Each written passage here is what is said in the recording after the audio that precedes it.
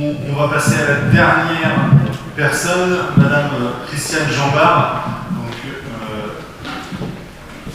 de la Fondation John Goss, et puis qui a travaillé sur les recommandations de bonne pratique. Vous savez, ces documents que tout le monde a téléchargés, qui font 50 pages, mais que la plupart d'entre vous n'ont pas lu. M'inclus dedans. Voilà, et donc je vous laisse la parole. Ouais, ok. Et puis merci, on se retrouve voilà, 35 minutes à peu près. Je lèverai le petit papier au bout d'un moment. Hein, voilà. Merci.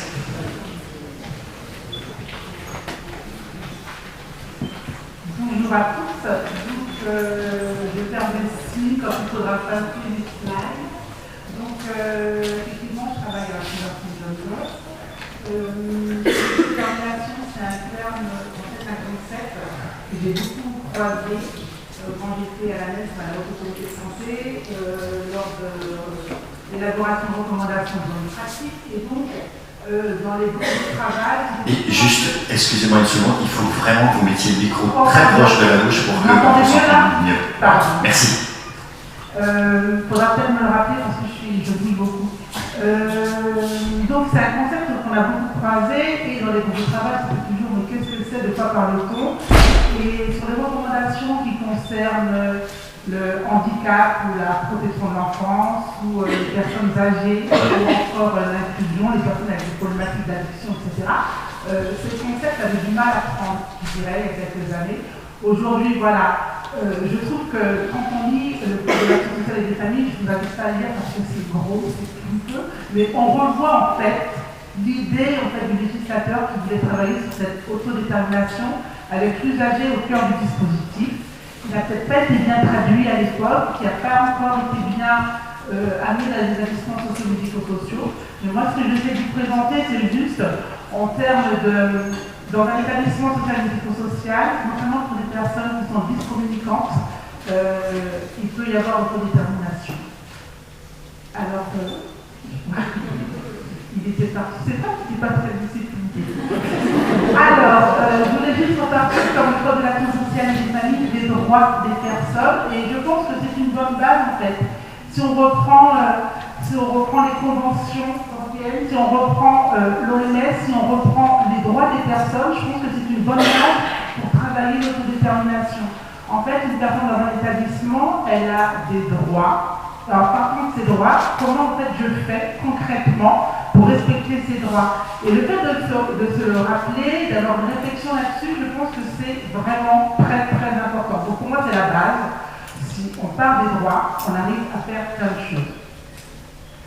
Alors oui, j'ai mis la personne actrice, parce que la personne actrice, c'est dans un système, je ne sais pas si vous voyez bien le modèle, vous ne pouvez pas bien lire, ce modèle il est repris plusieurs fois dans pratiquement toutes les recommandations du handicap, et c'est juste pour vous montrer ce qui a été dit ce matin, c'est entre la personne, c'est le modèle écologique, c'est un modèle écologique qu'on a repris des Québécois dans les recommandations, on a fait des droits quand on était à la NES, sur ce modèle.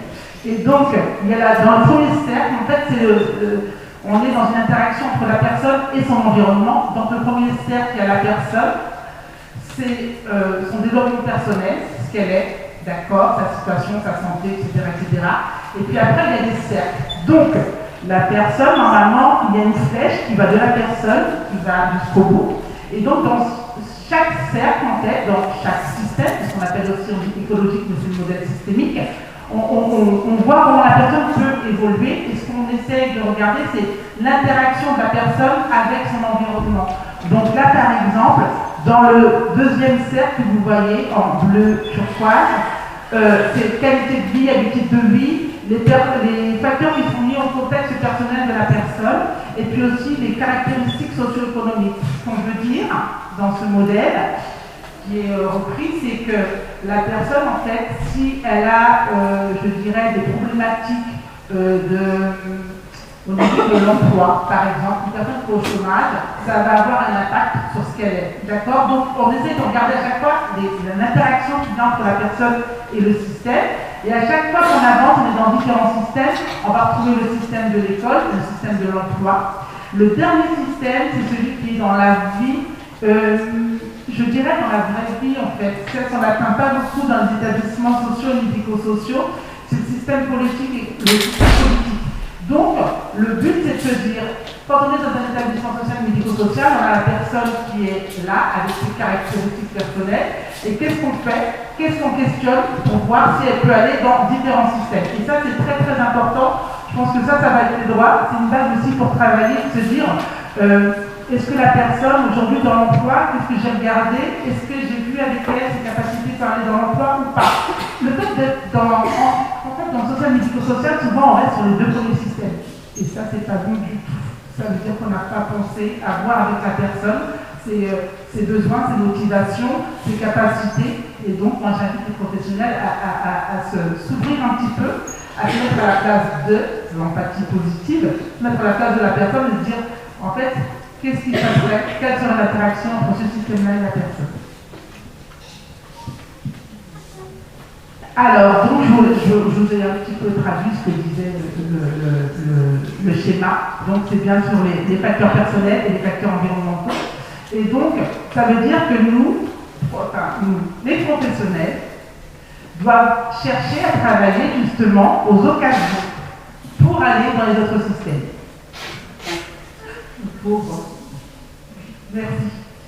Alors, je vous ai donné l'exemple du pôle handicap parce que je trouve que c'était très intéressant parce que pour être certaines personnes pensent encore aujourd'hui que quand on est polyhandicapé, vous voyez, c'est des personnes où le handicap est vraiment à différentes problématiques. On peut être du côté des incapacités. Vous avez tout d'un côté, là, au niveau des atteintes fonctionnelles sévères et intriquées, donc vous imaginez, quand on voit cette liste, en fait, on se dit, qu'est-ce que je vais travailler, quoi. Cette personne elle a tellement d'incapacités, tellement de problématiques que je ne pourrais pas travailler avec elle et développer son autodétermination. Eh bien non, non, surtout pas. Ce que je voudrais dire, c'est que l'autodétermination, c'est pour tout un chacun, et aussi pour une personne polyhandicapée. D'accord? Ça ne travaille pas évidemment de la même façon qu'une personne, qu'un neurotypique, mais ça se travaille. Et les personnes polyhandicapées peuvent être aussi autodéterminées. Je pense que c'est vraiment important de le dire, et c'est là le changement de paradigme. On a été longtemps, mais très longtemps, dans le modèle français, sur les incapacités, la pauvre personne, elle est handicapée, et déjà, on la prend dans un établissement, c'est beau ce que vous faites, les professionnels. Waouh, ça c'était avant. Aujourd'hui, les personnes, ce qui était dit ce matin, ne regardez pas souvent le handicap. Surtout pas. Il y a d'abord des personnes, on reconnaît qu'elles sont handicapées, puis l'environnement peut ajouter également des handicaps, l'environnement peut être handicapant. Par contre, les personnes, si une personne peut l'handicaper, en tout cas, elle a des potentialités. Et cette idée des potentialités, c'est les professionnels, s'ils ont vraiment un rôle, une mission, c'est pouvoir développer, rechercher et savoir quelles sont les potentialités d'une personne.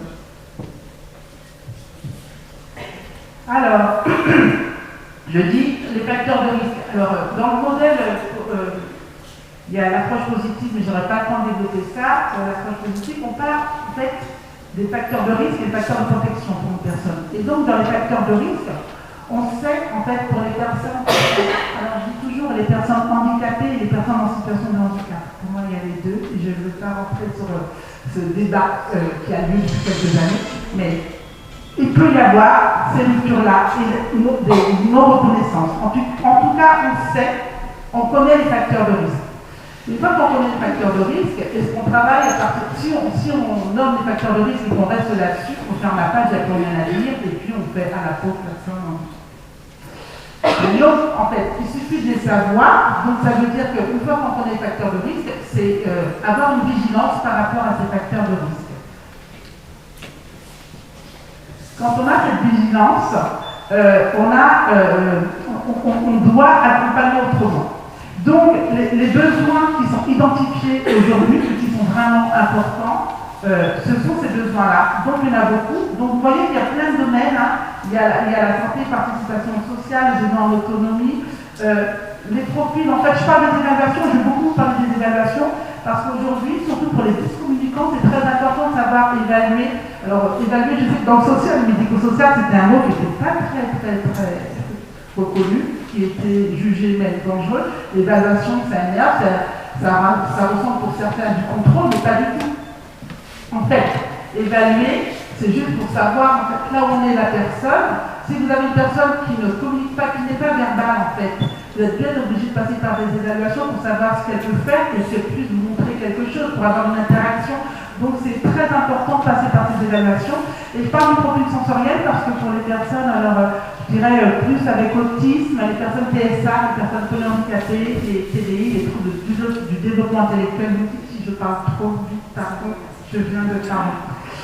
Les personnes, toutes ces personnes-là, eh bien, tout ce qui est la sensorialité est quelque chose de très très très important. Donc il faut évaluer, ça s'évalue, parce qu'on peut mettre une personne en difficulté, on peut la mettre vraiment en très grande difficulté, parce que l'environnement est, c'est un peu compliqué, mais l'interaction entre ce qu'elle est et l'environnement de l'espace, en ce qui concerne la sensorialité, ça peut être très très important et la personne peut développer des comportements problèmes, faire des crises, parce que l'environnement ne sera pas adapté. Donc vraiment, dans la prise en compte d'une personne, quand je n'aime pas du tout nos prises en charge, vous m'excuserez, c'est quelque chose de lourd, dans la prise en compte de la personne qui est accompagnée, qui est accueillie, c'est vraiment important de penser à ces évaluations.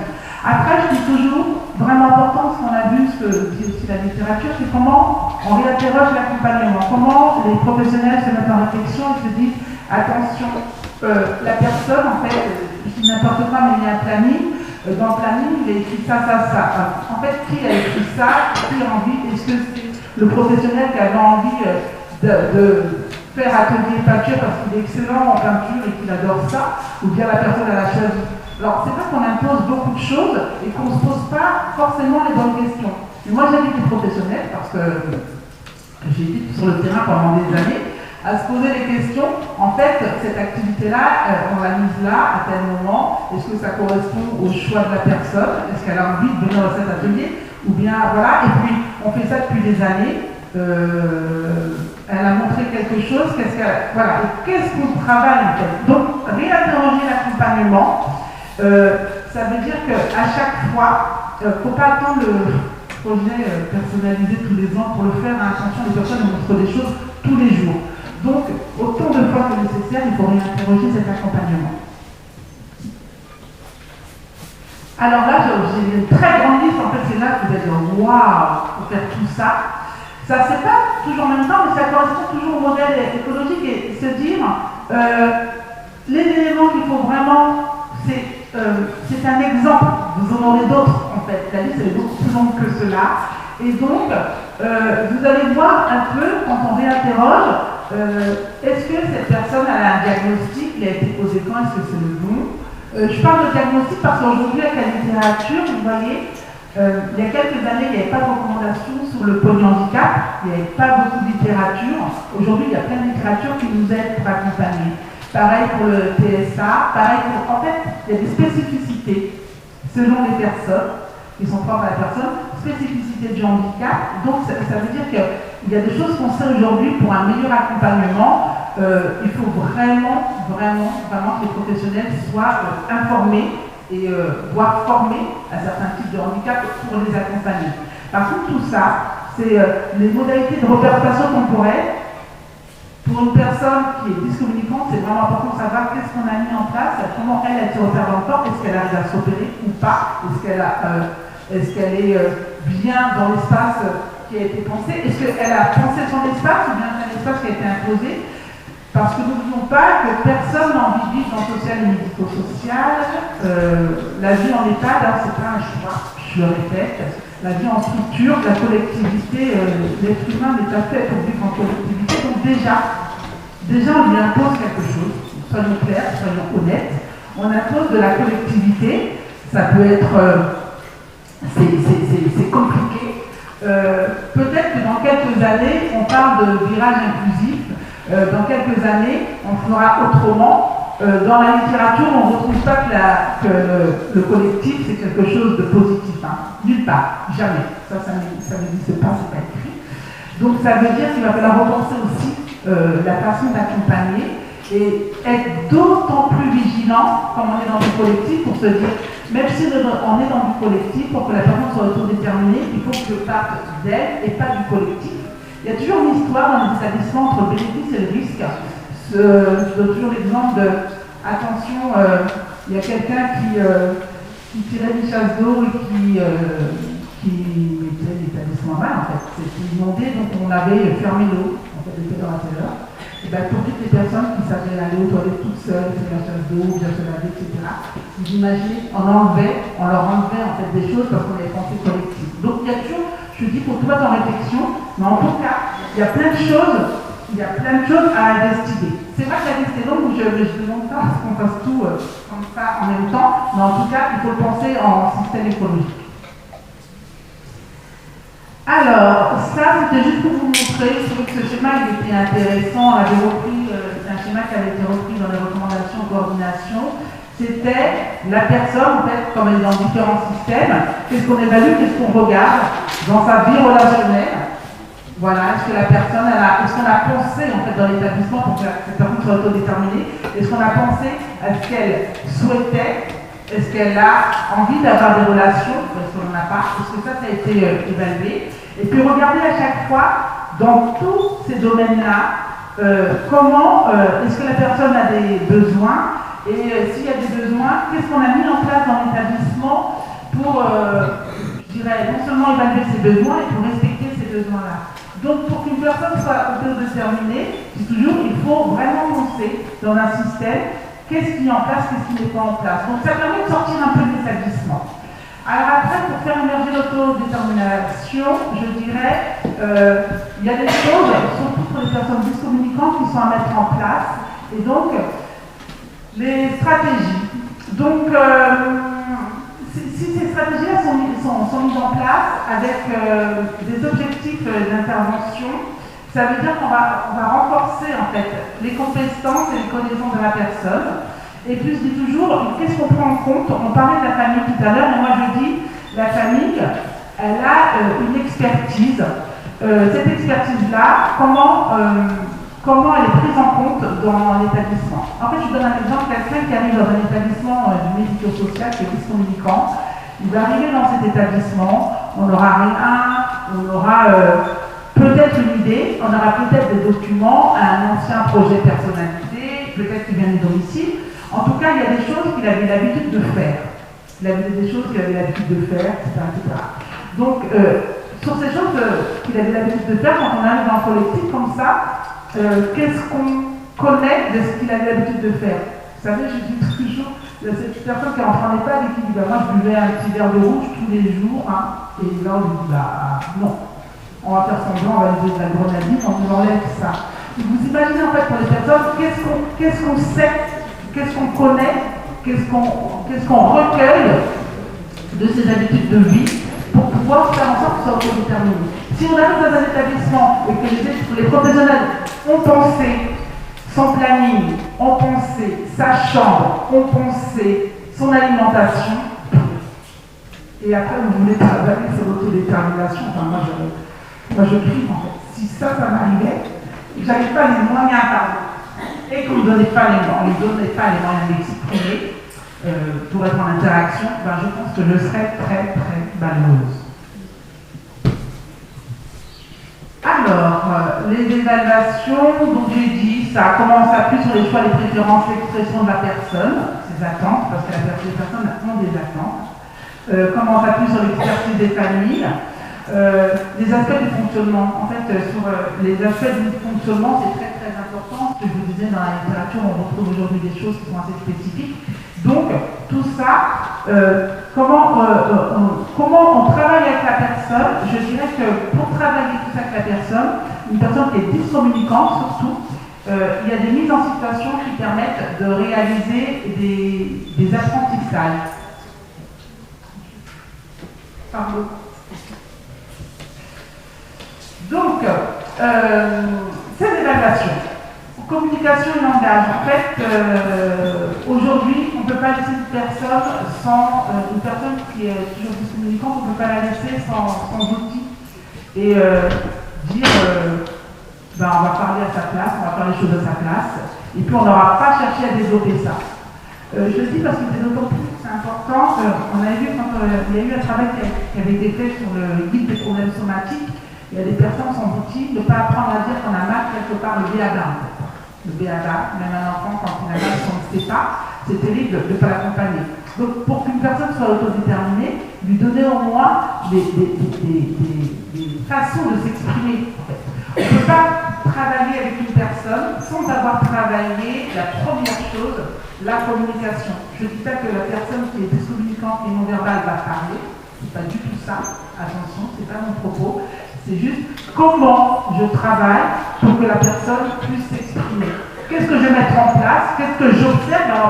Par contre, je parle d'évaluation, mais c'est surtout des observations fines, en fait, pour que la personne puisse s'exprimer, pour qu'on puisse savoir, en fait, ses envies, ses besoins, et puis travailler aussi ses capacités. Donc, ça, je dirais, ce que je vous ai vu tout en haut, c'est les domaines des évaluations qui sont à mettre en place, et puis, ces évaluations, faire attention parce qu'une personne elle peut développer certaines choses dans un environnement et être complètement différente dans un autre environnement. Et ça, c'est important, il faut le savoir. Moi, par exemple, là, quand je suis devant vous, vous imaginez bien que chez moi, je ne suis pas comme ça, que je me comporte pas de la même façon, mais je ne vous dirai pas comment je me comporte chez moi. C'est mon intimité. Mais si je suis au travail, en fait, bon, à chaque fois qu'on est dans un environnement différent, on a une façon d'être, d'accord? Et bien pour une personne handicapée ou en situation de handicap, c'est la même chose. Donc ça veut dire qu'il va falloir faire attention, l'enfant ou la personne adulte, elle va interagir d'une façon dans le collectif. Et je pense bien que quand elle est chez elle, vous savez, des fois les parents disent bah, à la maison ça ne se passe pas du tout comme ça, parce que vous me racontez que ça n'existe pas. Les professionnels, enfin bon, les familles, on les connaît, les parents sont dans le déni. Non, c'est pour ça que je dis les évaluations, il faut aller voir partout comment la personne fait, pour pouvoir se dire attention, on va observer ça, il y a quelque chose à développer pour que la personne soit encore plus déterminée. Et donc, je dis toujours, c'est le rapport, c'est toujours le schéma du départ, dans différents environnements, c'est l'évaluation vers les textes. Les apprentissages, vous pouvez passer à la suivante partie. Donc, les mises en situation, alors moi je parle toujours, mon modèle, il était, je savais, les interventions qu'il y avait ce matin, des concepts avec du concret. Moi j'étais là plus sur les dyscommunicants, parce que je pense que c'est important aussi, et c'était juste de dire, l'autodétermination, c'est du neurotypique à celui, c'est pour ça que je vous ai pris l'exemple de la personne handicapée, et à des personnes dyscommunicantes, mais tout le monde en fait. Toute personne vivante est une personne qui a une autodétermination et une autodétermination à développer. Donc, les mises en situation pour les personnes qui ont des problématiques peut-être qui sont peut-être plus, je dirais, sévères, plus complexes, il faut qu'elles soient beaucoup plus fines en fait. Les évaluations sont beaucoup plus fines. Elles sont, sur ça quand je dis évaluation, c'est que chaque professionnel sur le terrain est en capacité de faire des observations. Et donc, des fois, alors ce qui se passe beaucoup, notamment pour le handicap, c'est à travers des vidéos où il y a des choses que l'on peut observer qu'on ne verra pas autrement qu'avec la vidéo, tellement ce sont des infimes en fait, progrès, des choses qui se passent. Donc en tout cas, n'hésitez pas, quand vous êtes sur le terrain, quand vous devez vous mettre en situation, à faire des actions qui soient vraiment séquencées, à faire des actions aussi où il y a la décomposition et qu'elle soit répétée. C'est pas en une fois comme ça, là j'ai fait une évaluation, ça marche pas. C'est pas du tout comme ça. Pour voir des choses, ça peut être un peu plus long. Et surtout pour le handicap, par exemple, il y a un temps de latence qui est important à prendre en compte. Donc ça veut dire qu'il faut du temps. Les choses, il n'y a pas de miracle, mais pour observer, il va falloir peut-être un peu plus de temps pour une personne handicapée que pour un neurotypique. Alors, je vous ai donné des exemples par rapport à des problématiques et l'autodétermination. Alors, promotion de la santé. Ce qui se passe, c'est que ça, c'est quelque chose qu'on ne développe pas beaucoup encore dans les établissements. Certains développent, et c'est bien, mais qui mériteraient d'être encore plus développés. Ça veut dire que la promotion de la santé, chaque personne qui accueille dans un établissement peut, vous savez, quand on est à l'école, il y a un bilan santé qui est demandé aux parents tous les ans, avec des vaccins qui sont demandés, etc. Dans un établissement, c'est la même chose en fait. Comment je travaillais la promotion de la santé avec les personnes? Ce n'est pas l'affaire uniquement des professionnels du médical, je dis attention, la promotion de la santé, c'est l'affaire de tous. C'était à l'oublier, je dirais, du médico-social. Et je dis juste que ça se travaille en coordination avec le territoire et ça se travaille pour les personnes, ça se traduit en éducation pour la santé. Donc, pour que je parle d'une personne qui ne sait pas, par exemple, qui n'a pas d'hygiène bucco-dentaire, comment je développe ça, et ça, en fait, ces exemples-là, c'est pour vous montrer que ça va contribuer à l'autodétermination d'une personne et que moi, professionnelle sur le terrain, comment je travaille par rapport à une personne, le fait qu'il y ait de l'hygiène bucco-dentaire, par exemple. Donc, les habitudes de vie de la personne, toujours, je dis que dans le recueil, c'est pour ça que l'expertise des parents peut être importante, et la personne, comment elle peut s'exprimer par rapport à ses habitudes de vie. En tout cas, tout ça, le plan d'action de prévention d'éducation pour la santé, c'est inscrit dans le projet personnalisé, mais c'est aussi inscrit évidemment dans le projet d'établissement. Ça veut dire que d'une personne à l'autre, après ça va être différent. Attention, il y a une personne par exemple qui n'arrive pas à taper sa brosse à dents, qui n'arrive pas à ouvrir la bouche, etc. Comment on va travailler pour qu'elle puisse avoir une hygiène dentaire? D'une autre personne, ça va être, elle n'arrive juste pas, c'est au niveau de la motricité fine, à ouvrir le tube de dentifrice, ça va être l'accompagnement. Mais je dis que c'est attention parce que c'est vraiment personnalisé et c'est vraiment à chaque personne, mais ça fait partie. Pour aider une personne, je dirais, à être autodéterminée, c'est aussi dire il faut qu'elle sache que si elle n'a pas d'hygiène bucco-dentaire, elle peut avoir des difficultés, mais avec des conséquences très graves, avec mort d'homme quand même à la fin, s'il y a carie qui se développe, etc. Donc comment les professionnels, en apprentissage, en mise en situation concrète, travaillent ça avec la personne. Laurent, ça va, non?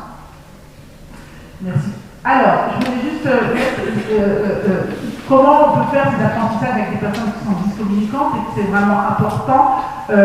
Aider les personnes, en fait, les accompagner pour qu'elles soient dans, je dirais, dans la vie de tous les jours. Exemple, quant à l'établissement, je trouve que moi j'ai pris dans de l'autodétermination sur ce qu'on peut mettre en place et dans tous les domaines évalués. Je dirais que comment on fait dans la mise en situation pour que la personne s'habitue à la blouse blanche. Est-ce qu'on fait venir, c'est pour ça qu'il y a une vraie coordination qui est importante avec le territoire.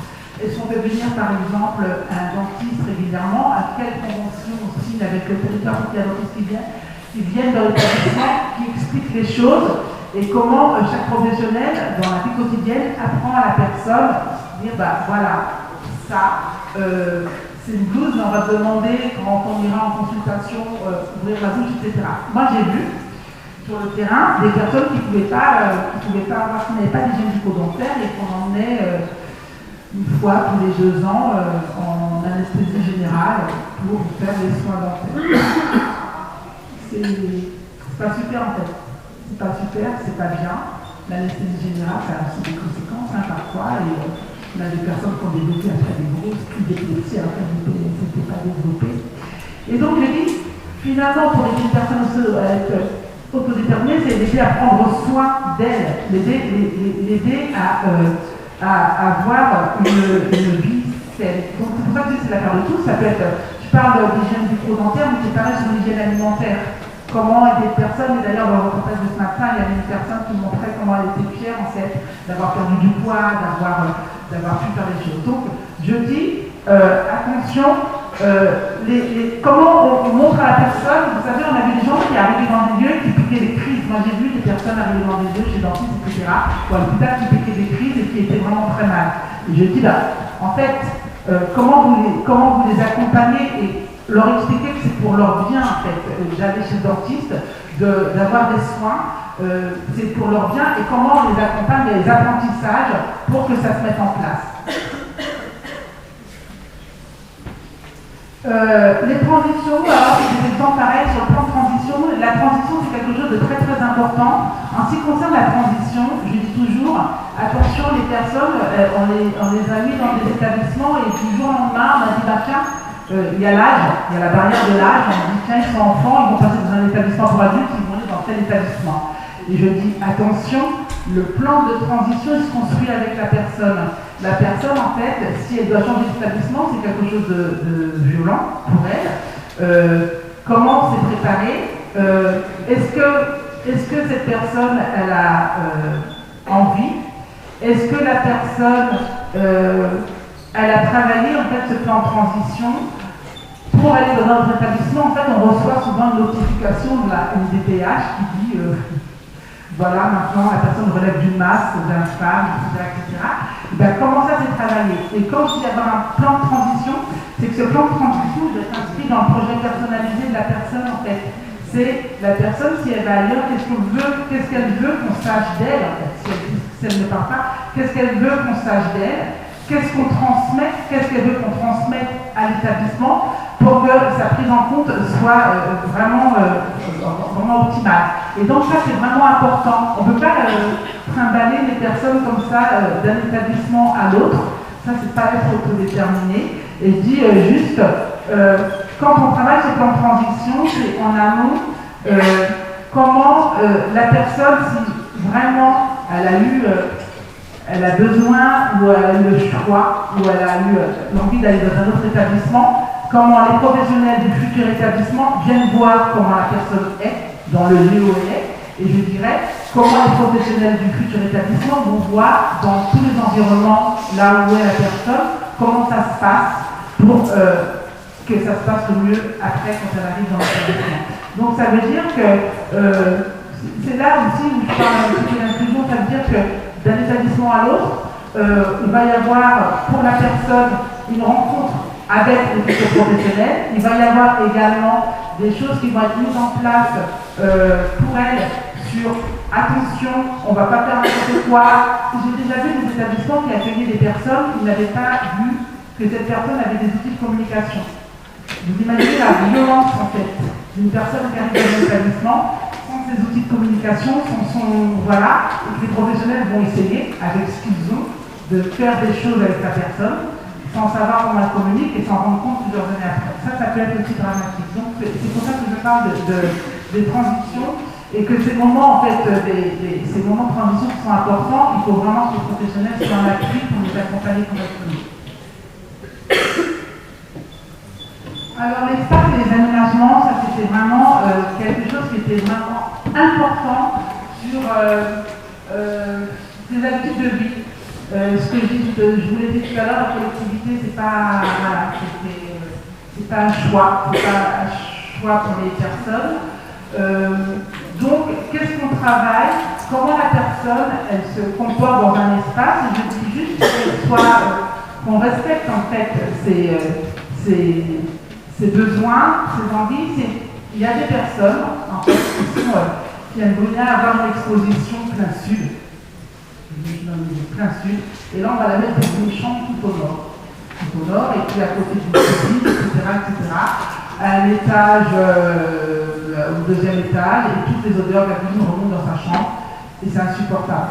Donc, qu'est-ce qu'on va recueillir en termes d'aménagement pour accompagner la personne? Et c'est vrai que là, pour le coup, le profil sensoriel, émotionnel, etc., est vraiment important. Donc ces évaluations sont vraiment importantes, mais je dirais que je pense que certains professionnels le font, c'est peut-être là formalisé, et je pense que c'est fait. Et quand on interroge les professionnels, souvent on entend ah oui, elle ne supporte pas ça, et quand on voit la personne, on oublie en fait, je dirais presque de se mettre au niveau de la personne et de voir avec elle, quand vous supportez pas ça, concrètement, comment ça peut se traduire, comment on peut vous accompagner.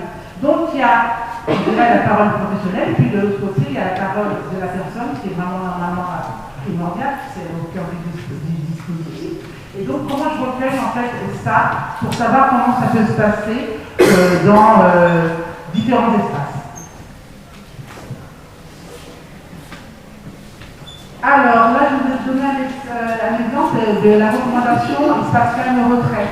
Donc, ces recommandations, c'était suite au comportement problème. Il y a des recommandations où les personnes ont besoin de temps en temps d'être un peu mises en retrait, de ne pas être, je dirais, stimulées. Et qu'est-ce qu'on fait? Donc ça, c'est quelque chose au niveau des aménagements, de la structuration des espaces qui est vraiment très important. la littérature a montré que pour beaucoup de types de handicap, les personnes ont besoin d'être dans des espaces où il y a 5 ou 6 personnes maximum. Aujourd'hui, ce qu'on essaie de faire dans l'industrie sociale avec les structures existantes, c'est faire des unités petites. Mais c'est pas ça en fait, la littérature, c'est pas des petites unités, c'est vraiment comme des maisons simples, et puis il y a des personnes qui ont envie en fait, qui ont besoin de vivre seules en autonomie. Donc quand nous on est dans le collectif, on essaye de coller au plus près de soit cette littérature, soit du système inclusif, mais aux besoins des personnes. Donc, comment j'aménage la structure par rapport aux problématiques, en fait, par rapport aux profils sensoriels des personnes. Et ça, c'est une vraie réflexion sur les aménagements qu'il peut y avoir dans un espace.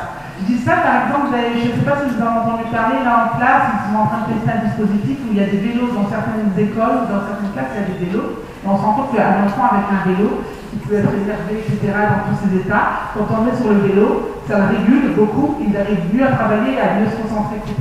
Donc vous voyez, un enfant qui pouvait être du côté. Alors ça, les enfants, mais ça arrive en France maintenant, c'est pas grave, mais c'est, tiens, pour que cet enfant soit un peu plus autorisé. Alors, une personne en plus, attention, qui, pour l'enseignant, c'était une personne qui était très énervée, qui allait dans tous les sens, qui n'avait pas sa place en classe. Et tout d'un coup, on met un vélo dans l'espace et ça fonctionne. Et puis après, bah, tiens, avec ce vélo, on va l'essayer pour d'autres personnes, on se rend compte que ça fonctionne aussi. Donc, l'aménagement des espaces est une vraie réflexion à avoir aujourd'hui dans les établissements pour que les personnes soient de plus en plus autodéterminées. Alors, ça c'était juste un petit exemple. En fait, j'ai fait des récits, je suis allée voir des personnes en situation de handicap ou des personnes handicapées quand j'étais sur la retraite, chrétienne de retraite. Et donc, ça c'est quelqu'un qui raconte, je trouve que c'est intéressant, comment l'espace pouvait perturber, qui disait que finalement il n'y avait pas d'intimité dans les lieux et comment le manque d'intimité pouvait mettre en crise. Alors je ne sais pas si je vous ai mis un autre exemple. Il y a l'exemple de cette personne, allez-y, il y a l'exemple de cette personne qui, en fait, le matin, au petit déjeuner, vous savez, on ne demande pas, on oublie de demander à quelle heure vous allez prendre votre petit déjeuner, alors que c'est la base, à quelle heure vous vous êtes levé le matin. Vous savez, on n'est pas dans la 18h, c'est la salle. Et puis à 20h, on est couché, et puis comme ça, hop, hop, hop, et donc en même temps, il y a peu de professionnels, etc. Oui, mais c'est horrible en fait. Moi, si on me dit plus tard, je suis en EHPAD, j'en voudrais beaucoup à mes enfants. Donc je réfléchis déjà à ça. Par exemple, je dirais que cette personne que j'avais attendue, qui m'avait vraiment marqué, m'a dit à moi, elle était dans un foyer d'accueil médicalisé, et le matin, elle avait le petit-déj qui était à la même heure pour tous, et dans la salle de restauration, elle était obligée de prendre son petit-déj à côté de quelqu'un qui lui avait des médicaments, beaucoup de neuroleptiques, et avec les neuroleptiques qu'il prenait, il bavait un petit peu, et comme il bavait, elle, ça l'insupportait, et puis il mettait des billettes partout, il mangeait salement pour elle, et elle était obligée de se mettre à côté. Et bien, elle n'a pas eu, en fait, on ne lui a pas laissé l'espace pour pouvoir l'exprimer, et elle n'avait pas le choix, et elle a fait des crises. Et ces crises l'ont emmenée en psychiatrie pendant des années. C'était ma fille Gabrielle de tout à l'heure. Et je dis, quand on demandait en fait à des personnes travailler l'autodétermination, c'est une fois qu'on a travaillé, c'est qu'est-ce qu'on en fait, en fait. Les personnes, c'est vrai que si on développe des capacités, si elles peuvent avoir des choix, etc., et qu'on n'en fait rien derrière, il y a de quoi aussi faire des crises. Alors je disais juste, je rappelais, franchement, là, ce qui est important, c'est l'implication de la famille. Quand on travaille avec la famille ou avec le territoire, c'est quels outils de partage on a pour mieux travailler cette autodétermination. On me fait des signes, je me dépêche. Donc ça, je reprends en fait dans la transition ce qu'il faut réévaluer. Cohérence des interventions et d'ajuster, en fait on n'est pas tout seul. Et quand je dis qu'on n'est pas tout seul, il ne faut pas que l'établissement travaille tout seul avec la personne, il travaille pour la personne sur un territoire. Je voulais juste dire dire, par rapport aux professionnels, là, dans cette approche positive, qu'est-ce qu'on développe, voilà, pour travailler l'autodétermination avec les professionnels. Donc les professionnels, pour permettre aux établissements d'avoir une organisation bienveillante. Et quand je dis bienveillante, c'est pas parce que la bienveillance est à la mode, en fait. C'est quelque part avoir des réflexions pour savoir qu'est-ce qu'on appelle une organisation bienveillante. C'est plus développé dans les recommandations. Après, je dirais, les professionnels, n'oublions pas, des compétences, on doit travailler vraiment, il faut actualiser les connaissances des professionnels en matière de spécificité des personnes, donc en matière de spécificité du handicap. Et puis je dis, sur ce travail réflexif, sur les pratiques du professionnel, on doit vraiment travailler la posture du professionnel sur le savoir-être et le savoir-faire, sur cette approche positive, sur le soutien. S'il n'y a pas d'espace pour réfléchir, s'il n'y a pas d'espace pour parler de ça, pour parler de l'autodétermination, il ne se passera pas grand-chose. Donc il faut vraiment ça. La coordination nécessaire et dans l'établissement, il peut y avoir des personnes désignées pour travailler ça. Et je passe à la dernière slide. On peut passer, ça va avec, c'était sur la formation, etc. La slide suivante, s'il vous plaît. Voilà. Donc ça sera ma dernière, c'est pour les professionnels, c'est une cartographie qu'on avait travaillée à partir de la littérature et surtout notamment celle des Québécois. C'est pour travailler en fait cette autodétermination, parce que l'établissement n'est pas seul, il est sur un territoire. Donc il faut qu'il soit, je parlais des compétences des professionnels, qu'est-ce qu'il a comme information, comment on travaille sur les ressentis. En fait, les professionnels, il y a de l'analyse de la pratique, etc. Mais comment on travaille sur les ressentis des professionnels, parce qu'ils peuvent être en difficulté. Comment on travaille aussi sur l'implication, la motivation des professionnels pour travailler ça. Comment on travaille, en fait, j'aime beaucoup sur le côté intelligence collective des formations de travail. Mais en tout cas, ça veut dire qu'il y a du travail au niveau de l'établissement pour qu'on puisse mettre cela en place. Et j'en ai terminé. Merci.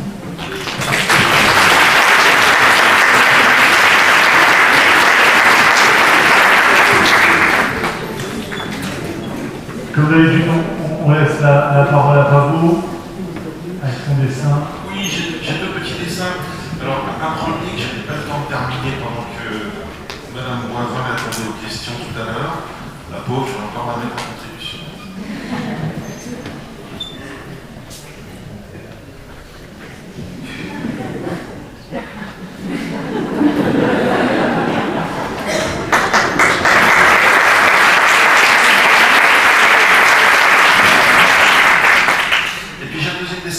Directement en lien avec ce que nous a dit Mme Jambard, mais quand même avec le thème de la journée. Alors pour que tout le monde comprenne, j'ai utilisé un vocabulaire de directeur.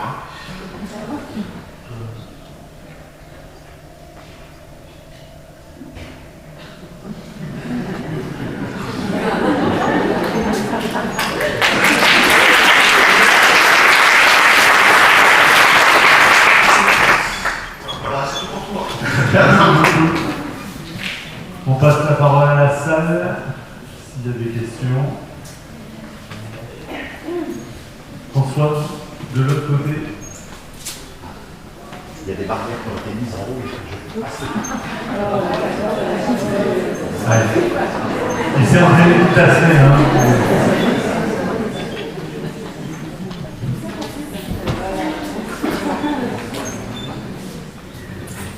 Bonjour, moi je suis Cécile, je suis neuropsychologue au SAVSA de la PF à Cergy. Vous avez beaucoup parlé de la place de l'évaluation, qui est effectivement nécessaire dans le processus qui peut être facilitant dans l'autodétermination pour permettre aux personnes de mieux se comprendre son fonctionnement, ses capacités, etc. Mais vous en avez parlé dans le sens plutôt d'une observation en lien avec les besoins de la personne, donc plutôt l'expertise d'un professionnel. Et en ça, je me demande quelle est la place que vous mettez en fait de la personne dans l'évaluation, puisque l'évaluation n'est pas toujours nécessaire dans tous les domaines, ça dépend aussi de ses envies. Vous parlez notamment des personnes dyscommunicantes, en ce sens-là, j'imagine que vous parlez des personnes qui n'ont pas accès à la communication au langage oral, on va dire, qui peuvent quand même communiquer, parfois ne sont pas forcément à ces stades aussi de mettre en place des outils ou autres. Donc comment vous jugez l'intérêt d'aller évaluer ou pas et la place que vous mettez que la personne prend dans ce processus d'évaluation? Alors, je dirais que par rapport à ces évaluations, moi, ce que j'aime beaucoup, c'est la mise en immersion, en fait. Dans la mise en immersion, je redescends sur le terrain. J'ai une personne, par exemple, qui est à table, qui va montrer une façon de manger, etc. Et qui va peut-être être complètement en décalage avec le neurotypique sur sa façon de manger. Et je dis, dans la personne, si je lui tends des objets, en fait, il y a des évaluations. Alors, c'est vrai qu'il y a différents types d'évaluations. Je dirais, dans les différents types d'évaluation, il y a aussi différents niveaux. Il y a ce qui est une évaluation par questionnement, et voir selon la personne comment ça fonctionne. Il y a la grille d'évaluation qui est une grille validée avec des données probantes. Ça appartient souvent à des professionnels qui sont spécifiques, psychologues, neuropsy, ergo, etc. Et puis, le professionnel, le travailleur social, je dirais, lui, qui va peut-être regarder, avec l'aide justement de l'ergo, du psychologue et de la personne, qu'est-ce que, dans la mise en situation, je veux proposer des choses par rapport à ce que j'ai vu. Je ne vous donnerai pas un exemple spécifique, mais par exemple à une personne, j'ai vu qu'elle mangeait, aujourd'hui elle mange avec une cuillère, parce qu'on a toujours fait manger avec une cuillère. Est-ce que la personne, est-ce que ça change quelque chose si je la fais manger avec une fourchette, est-ce qu'elle a besoin de piquer, d'appliquer, ou bien est-ce que c'est confortable pour elle de manger avec une cuillère? Donc j'ai toujours, dans l'évaluation fine, c'est attention à ne pas... on arrive dans un établissement, on va la faire manger à la fourchette alors qu'elle a toujours mangé avec une cuillère et qu'elle est bien, cette personne est bien avec la cuillère. Est-ce que je vais changer ça si la personne n'en a pas besoin et si c'est confortable et que ça ne lui apporte rien en fait en termes d'autodétermination? Donc je dis toujours c'est une histoire d'évaluation avec elle. Je vais vous donner un exemple, il y a quelqu'un qui est rentré il y a pas longtemps dans un établissement et qui va travailler en fait des acquisitions pour avoir son domicile, pour l'inclusion. Donc le but c'est que cette personne, en fait, une personne médicale, qui va plus tard être dans son propre logement. Et donc aujourd'hui, elle va être dans son propre logement, mais elle ne sait pas couper sa viande, il y a plein de choses qu'elle ne sait pas faire. Mais quand on lui demande, elle dit non, moi aujourd'hui j'ai besoin d'aide pour ça, ça ne me dérange pas. Alors, ça ne me dérange pas, mais est-ce que dans mon propre logement, quand j'habiterai chez moi, on pourra m'apporter cette aide? Donc ça c'est quelque chose qu'aujourd'hui, quand on ne va pas travailler ça, c'est pas ce qui est primordial à travailler avec elle, et c'est la personne qui dit, moi ce que j'aimerais travailler c'est mon budget, en fait. Moi je dois accompagner mon budget, mon conseiller en insertion, etc. Et mes déplacements parce que je ne suis pas autonome en ville, etc. Mais normalement, le professionnel, c'est pour ça que je parle des fois, l'expertise des familles peut être importante pour la personne discriminante, mais tout le monde en fait je dirais, fait partie de cette observation fine, et la personne évidemment, alors c'est pas comme sur la co-construction, co-évaluation, la personne évidemment elle doit être partie prenante aussi de ce travail. Bonjour, je suis Isabelle, je travaille dans un service social avec Cécile là-haut. C'est bien parce que sa question a introduit un peu les petits questionnements qu'on avait ici en la partie de 3 avec Alissa et Charlène. Sur la question de l'évaluation, c'est vrai qu'on parlait de gris, etc. Et je pense que ça rejoint un peu ce que disait Cécile. Nous, notre questionnement et notre attention, en tout cas, elle se porte sur le fait d'éviter d'être en posture de sachant, et donc en posture d'évaluation un peu normative. Et tout ce qui est grille, la question c'est comment sont construites ces grilles, avec qui elles sont construites. Je vous parle en fait, HAS, c'est un peu compliqué. Il y a les grilles, alors, il y a différents niveaux. Il y a questionnement. Je précise ma question, la question c'est est-ce qu'il y a des personnes concernées qui travaillent sur ces outils? Alors, sur les grilles validées, non, c'est pas moi qui les ai validées. Donc, il y a différentes grilles. La grille d'évaluation classique, des grilles de communication, etc. C'est des grilles qui sont validées, qui sont parfois payantes. C'est des grilles qui sont utilisées pour des personnes qui sont juste communicantes. Après, sur le questionnement à avoir avec les personnes, oui, la grille peut être avec les personnes, mais si vous parlez d'outils maison, il y a des outils maison qui sont construits avec les personnes, et il y a aussi les outils qui sont validés, qui ont apparemment qui sont des outils standards pour certains types de handicap. Et aujourd'hui, pour le handicap, il y a une vraie réflexion sur le nombre d'outils en communication, etc., qui existent. Est-ce qu'avec cet outil-là, on va créer un autre outil à côté avec la personne, deux outils standards? Ça, moi, je dis à chaque établissement en fait, de faire comme il entend. Mais sur les grilles qui ont été aujourd'hui validées, je ne pourrais pas vous dire en fait dans la littérature si c'est des grilles qui ont été travaillées avec ou sans les personnes. C'est central, mais si vous avez une grille validée, en fait, pardon, c'est validé par un comité scientifique. Excusez-moi, pardon, mais là, il y a beaucoup trop de termes qu'on ne comprend pas. Je suis presque sûre que même les professionnels, certains en tout cas, n'ont pas tout compris. Vous me dites si je me trompe, mais en fait, l'humain, il est où là-dedans? En fait, alors ce que je disais, au niveau de l'évaluation, c'est vrai que ça peut paraître. Moi, je veux juste au niveau de l'évaluation, il y a des choses en fait qui. L'évaluation, c'est un mot qui dérange dans le médico-social, on va être très clair là-dessus. Après, je dirais, attention, si vous travaillez des grilles, par exemple, dans votre association avec les personnes, c'est des grilles qui n'existent pas, par exemple, en communication par rapport à un type de public. Moi, je dis très bien. S'il y a une grille aujourd'hui qui existe, une grille d'évaluation, et qui est en fait qui est validée, je dis prenez cette grille, bien vous en faites au sein de la grille et de la travailler avec les personnes pour peut-être, je dirais, l'adapter en fait à ces personnes. Mais sur l'idée qu'il y ait des grilles qui sont validées, là-dessus, je dis que le médico-social travaille avec des grilles et avec des grilles maison. Je ne pourrais pas vous dire, par rapport à un type de handicap, par exemple, la grille n'existe pas. Vous allez vous sur vos grilles, je vous dirai très bien. Mais si il y a la grille validée, je vous dirai que c'est en fait de cette grille validée. Ça sera ma question. Dernière question dans la salle. Moi, j'ai un peu la même question. Donc, je suis psychologue à la Fondation John Bost au Foyer Saint-Martin. Et dans les évaluations qui ont été faites, il y a eu pas mal de demandes. Et en fait, je me retrouve avec la même question sur l'étalonnage parce que du coup, on ne peut pas les montrer aux parents. Ça renvoie systématiquement pour des adultes à un niveau, par exemple, de langage entre 9 mois et pour celui qui parle le mieux, 3 mois et demi. Donc, finalement, c'est décourageant pour tout le monde de montrer ce genre d'évaluation et elles ne sont pas suffisamment fines par rapport à notre public pour que ce soit vraiment discriminant. Alors, je dirais par rapport à la grille, alors vous parlez de la Rhinelove, ces grilles-là, en fait, c'est vous, en fait, en tant que spécialiste, ces grilles-là peuvent être utilisées par n'importe qui. Et donc, si vous êtes psychologue et que vous utilisez cette grille, concrètement, comment vous faites pour adapter, en fait, pour faire une traduction, en fait, de la grille à la famille et à la personne?